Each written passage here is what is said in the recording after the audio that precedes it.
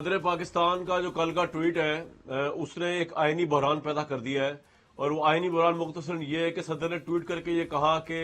میری مرضی کے خلاف یہ جو بل ہے یہ قانون بنا ہے، نہ میں نے اس پہ کوئی دستخط کیے ہیں، نہ میں نے اس کو اپروو کیا ہے، بلکہ میں نے اپنے عملے سے کہا تھا کہ ان کو پارلیمنٹ واپس بھیج دیا جائے، لیکن ان کو بڑی ڈسپوائنٹمنٹ ہوئی پریزیڈنٹ کو کہ جی وہ عملے نے واپس نہیں بھیجا بقول پریزیڈنٹ کے۔ انہوں نے معافیا ترلے مانگے اللہ تعالیٰ سے بھی، اللہ تعالیٰ کو گواہ بنایا پریزیڈنٹ نے اس ٹویٹ کے اندر۔ انہوں نے معافیا مانگی ہے ان تمام لوگوں سے جن پر آفیشیل سیکرٹ ایکٹ اپلائی ہو رہا ہے، اور بیسیکلی انہوں نے عمران خان سے معافی مانگی ہے، کیونکہ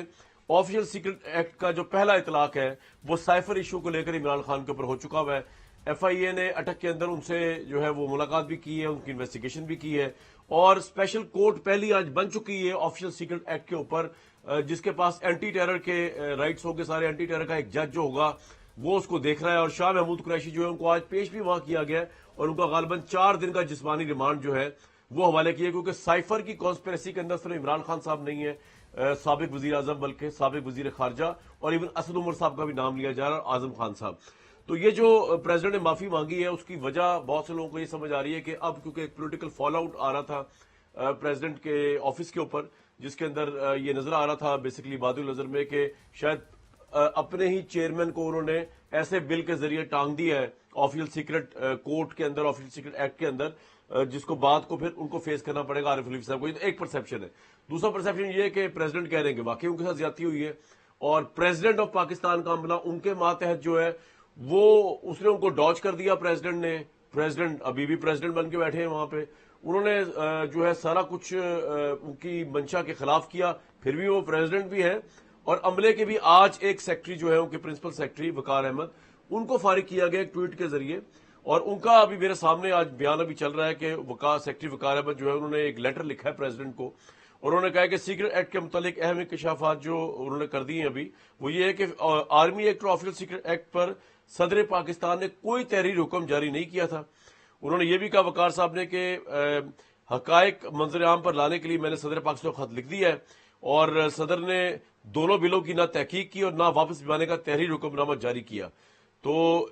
یہ معاملہ اس وقت یہ جا چکا ہے۔ وقار صاحب کے متعلق یہ غیر مصدقہ اطلاعات جو ہمیں آئی ہیں کہ وقار صاحب کا یہ کہنا ہے کہ وہ کہہ رہے ہیں جی پریزیڈنٹ کو ہم نے یہ دونوں بل دکھائے تھے، اور اس کا طریقہ یہ ہوتا ہے کہ جب پریزیڈنٹ ہاؤس کے اندر ایک بل جاتا ہے تو سب سے پہلے جو ہے وہ پرنسپل سیکرٹری کے پاس جاتا ہے، پرنسپل سیکرٹری اس کے منٹس بناتا ہے، اس کے منٹس بنا کے وہ اس کو بھیجتا ہے ان کی جو جوڈیشل برانچ ہے پریزیڈنٹ ہاؤس کی لیگل ٹیم جو ہوتی ہے، لیگل ٹیم جو ہے اس منٹس کے اوپر اور ان ڈاکیومنٹس کی بنیاد کے اوپر ایک اپنی ایڈوائس جاری کرتے ہیں، اور ایڈوائس کے ساتھ وہ ڈاکیومنٹس پریزیڈنٹ کے پاس جاتے ہیں۔ اسی طرح پریزیڈنٹ جو ہے، پریزیڈنٹ پاکستان جو ہے وہ یا تو کانسٹیٹیوشن میں لکھا ہوا آرٹیکل 75(1) کلیئر ہے کہ یا تو پریزیڈنٹ جو ہے وہ اس بلوں کو منظور کرے گا پارلیمنٹ کے آئے ہوئے اور وہ قانون بن جائے گا، لیکن اگر پریزیڈنٹ، 2 سٹیجز ہیں اس کے اندر، پہلی سٹیج میں اگر پریزیڈنٹ اس کو قبول نہیں کرتا تو 10 دن تک وہ اپنے پاس رکھ سکتا ہے، اور 10 دن کے بعد جو ہے وہ یہ ان بلز کو اگر وہ منظور نہیں کر رہا، اس کو اس پہ کوئی پرابلم ہے، تو یہ کانسٹیٹیوشن میں لکھا ہوا ہے کلیئرلی کہ in case the president returned the bill to parliament with a message، یعنی اس کو ایک میسج لکھنا پڑے گا۔ وہ یہ نہیں کہہ سکتا میں نے ہوائی اپنے ماتحت عملے کو کہا تھا کہ جی آپ اس کو واپس کر دیں، کیونکہ ابھی تک تو پریزیڈنٹ کا لکھا ہوا ریٹرن کوئی آرڈر آیا ہی نہیں۔ وقار احمد جو سیکرٹری برطرف ہو چکے ہیں وہ بھی یہی بات کہہ رہے ہیں، وہ کہہ رہے ہیں کہ جی ہمارے پاس لکھا ہوا کوئی آرڈر آیا نہیں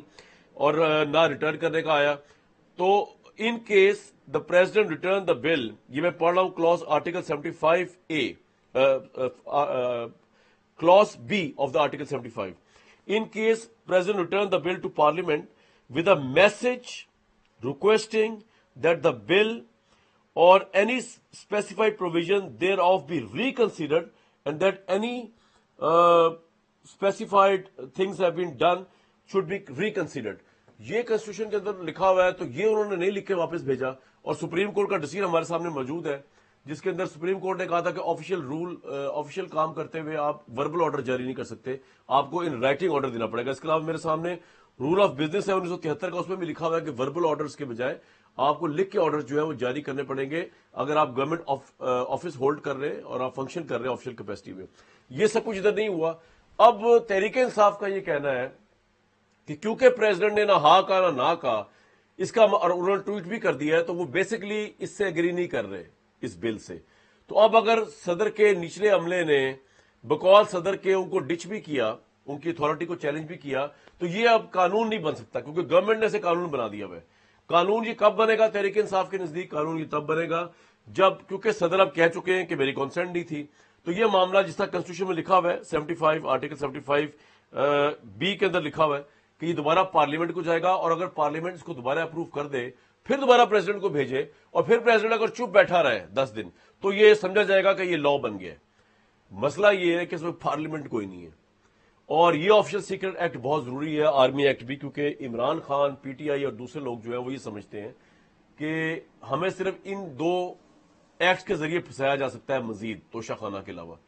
तो वो ये कह रहे हैं कि कोई पार्लियामेंट तो है ही नहीं, प्रेसिडेंट ने कॉन्सेंट दी नहीं, प्रेसिडेंट कह रहा है कि मेरा कोई ताल्लुक ही नहीं, उससे मैं से एग्री नहीं करता। तो अब जब तक कि नई पार्लियामेंट इलेक्ट होकर नहीं आएगी, यानी कि मरदमशुमारी होगी, उसके बाद पता नहीं कब इलेक्शन होंगे, इलेक्शन के बाद पार्लियामेंट आएगी, तब तक ये ऑफिशियल सीक्रेट एक्ट जिसके तहत इमरान खान को एक और गिरफ्तारी डाली गई है, शाह महमूद को दोबारा गिरफ्तार किया गया है, आजम खान की उसमें स्टेटमेंट्स ली जा रही हैं, असद उमर के मुतालिक भी सुना है कि वो या गिरफ्तार हो गए, डिसअपियर हो गए,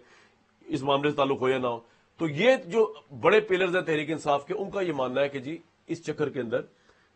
ये किया जा रहा है, तो इसको जो है वो चैलेंज कर दिया उन्होंने।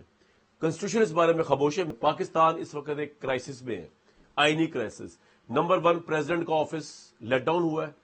मिसयूज हुआ है, उसकी अथॉरिटी चैलेंज हुई है, और उससे बढ़कर ये दो बिल,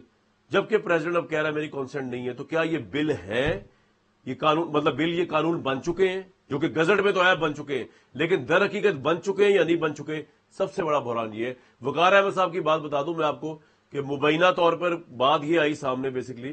कि वकार साहब ने कई दफा कहा प्रेसिडेंट को बकौल जराए के, गैर मुसद्दिका जराए, लेकिन प्रेसिडेंट ने उनको कहा कि जी नहीं, अभी आप रहने दे। उसके बाद जब उनको आज निकाला है बेइज्जत करके, तो जराए के मुताबिक वकार अहमद साहब ने बहुत तरले मिन्नतें की प्रेसिडेंट के कि जी मेरी अगले महीने बेटी की शादी भी है, तो आप मुझे इस तरह ना करें। और ये बड़े एफिशिएंट और मेरिट पे अफसर थे या अफसर हैं जिनको प्रेसिडेंट ही लेकर आए थे। लेकिन बहरहाल इस वक्त तो जुडिशल क्राइसिस है।